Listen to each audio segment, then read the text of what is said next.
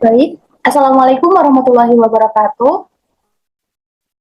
Waalaikumsalam warahmatullahi wabarakatuh. Warahmatullahi wabarakatuh.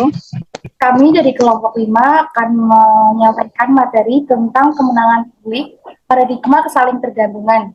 Sebelumnya, izinkan kami perkenalkan diri.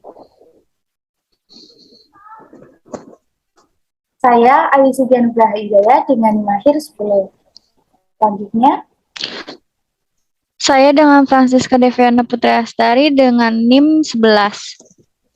selanjutnya, Saya Aulia Amalia dari 49. selanjutnya. Dan saya Najwa Saleha, NIM 50. Oke. Kemudian akan masuk ke dalam materi yang akan disampaikan oleh teman saya. Silakan. Paradigma saling ketergantungan. Kesaling tergantungan adalah pilihan yang oleh orang yang mandiri.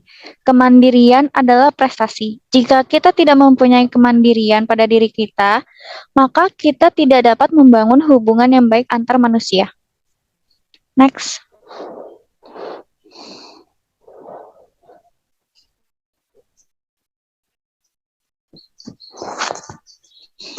Dengan adanya kemandirian, kita mempunyai fondasi untuk melalui masa-masa sulit saat membangun hubungan dengan manusia lain. Sebab tempat untuk membangun suatu hubungan dimulai dari diri kita sendiri, di dalam lingkaran pengaruh kita, dan dengan karakter yang kita miliki. Saat kita menjadi mandiri dan proaktif, kita dapat membangun hubungan yang erat dan produktif dengan orang lain. Next. Rekening bank emosi. Rekening bank emosi adalah kiasan yang menggambarkan jumlah kepercayaan yang sudah kita tambahkan ke dalam suatu hubungan. Hal inilah perasaan aman yang kita miliki saat berhubungan dengan orang lain. Next. Penambahan simpanan bank emosi. Dengan adanya sopan santun, kebaikan dan memenuhi komitmen, hal tersebut akan semakin memperbesar simpanan bank emosi. Ketika berbuat kesalahan dan ketidakpercayaan, cadangan emosi yang akan menutupinya. Yang kedua, berkurangnya simpanan bank emosi. Perilaku semena-mena, mengkhianati kepercayaan, mengancam, atau bersikap kasar akan menyebabkan cadangan emosi berkurang dan tingkat kepercayaan akan menurun.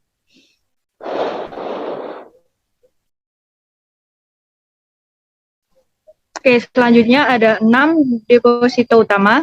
Yang pertama yaitu mengerti si individu. Yang kedua, melakukan hal-hal sepele. Yang ketiga, memenuhi komitmen. Keempat, menjelaskan harapan. Yang kelima, memperlihatkan integritas pribadi. Dan yang terakhir, meminta maaf dengan tulus ketika membuat penarikan. Next. Pertama, mengerti si individu. Benar-benar berusaha untuk mengerti orang lain mungkin merupakan salah satu deposito paling penting yang dapat kita perbuat, dan ini merupakan kunci untuk semua deposito lain. Deposito kita dengan orang lain bisa saja tidak sama atau berbeda. Kecenderungan kita adalah untuk memproyeksikan kebiasaan kita pada perilaku orang lain. Kita harus memperlakukan orang seperti kita ingin diperlakukan. Next. Kedua yaitu memahami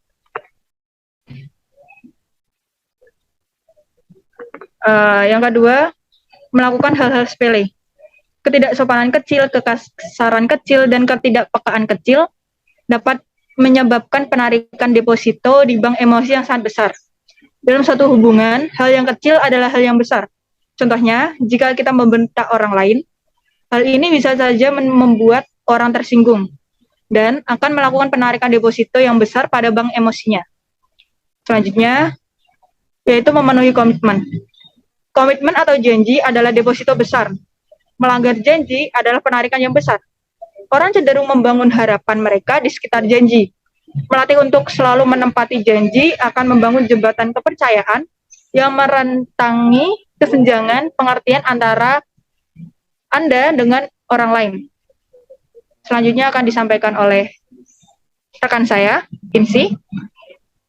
Baik, terima kasih atas kesempatannya. Saya akan menjelaskan menjelaskan harapan. Harapan yang implisit atau harapan yang tidak diungkapkan secara gamblang akan menyebabkan kesalahpahaman, kekecewaan, dan pudarnya kepercayaan. Seringkali orang-orang berpikir bahwa harapan mereka dapat dimengerti oleh kita semua. Padahal dalam kenyataannya, mereka sendiri tidak mengungkapkan harapan secara jelas. Jika harapan tidak jelas dan tidak disampaikan akan memicu terlibatnya secara emosional dan kesalahpahaman yang berkepanjangan, berubah menjadi berselisih dan putusnya komunikasi atau bisa menjadi enggan lagi untuk berkomunikasi. Nah,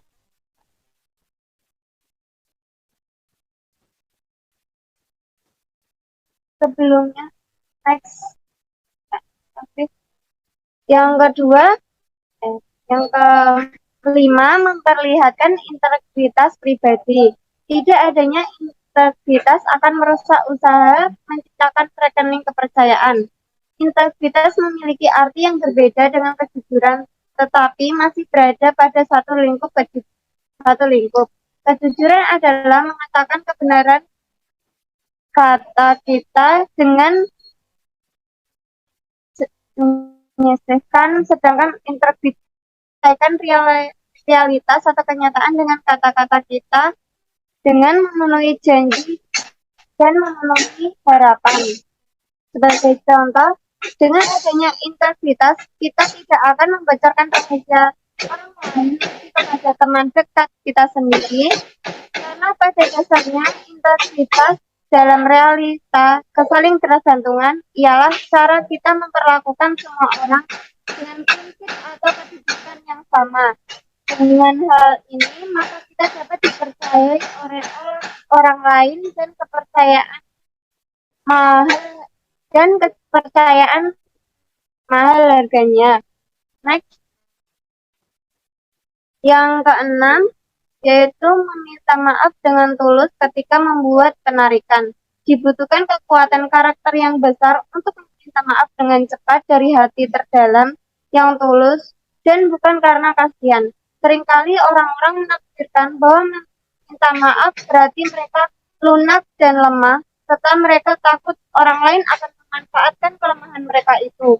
Padahal pada kenyataannya, permintaan maaf yang tulus dapat menjadi deposito. Tetapi lain hal jika permintaan maaf tidak tulus, maka hal ini akan menyebabkan penarikan pada bank emosi.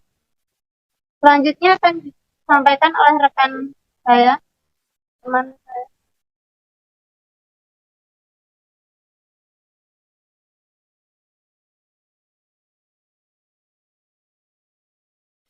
Baik, selanjutnya itu adalah hukum kasih dan hukum kehidupan. Ketika kita melakukan sesuatu kasih tanpa syarat dan kita menjalankan hukum kasih yang utama, kita mendorong orang lain untuk menjalani hukum kehidupan yang utama.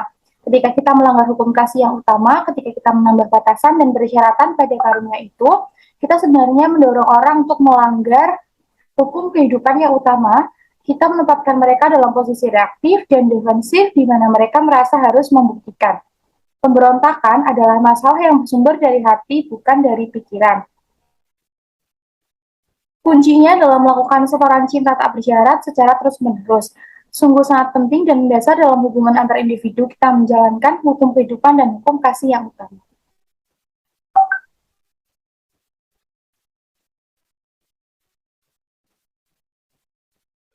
Masalah P adalah peluang KP. Pengalaman ini juga mengajari saya paradigma saling ketergantungan yang kuat lainnya. Hal ini terkait dengan cara kita melihat masalah, contohnya pada keluarga dan pada bisnis.